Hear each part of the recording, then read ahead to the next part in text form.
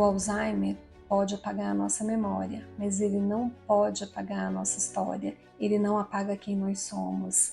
Eu sou Poliana, sou médica geriatra, faço parte da equipe do canal Longidade e estou aqui para a gente conversar um pouquinho sobre a doença de Alzheimer e especialmente para falar sobre o ponto de vista dos desafios, né, dos familiares, dos cuidadores que enfrentam ao longo da doença. A gente muitas vezes foca só na memória, né, mas a memória não é a nossa única função cognitiva perdida ao longo da evolução da doença e desafios vão surgir.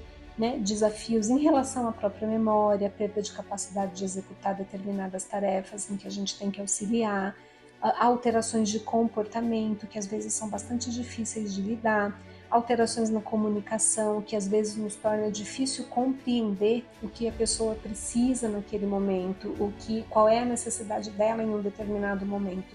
E tudo isso é muito angustiante para quem cuida, né?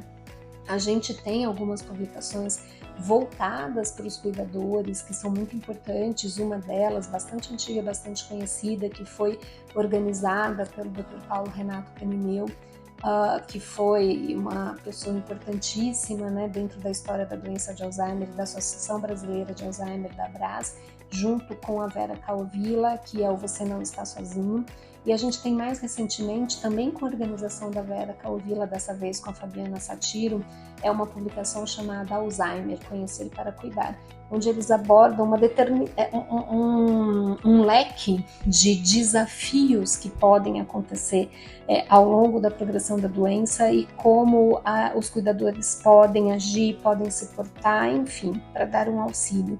Então, só para trazer, né, essa informação de que é importante a gente buscar ajuda, lembrando que a gente nunca pode esquecer de quem a gente está cuidando, né? Quem aquela pessoa sempre foi, o que é importante para ela no cuidado dela. Isso faz muita diferença. A doença não nos define, a doença está ali presente, mas ela não nos define.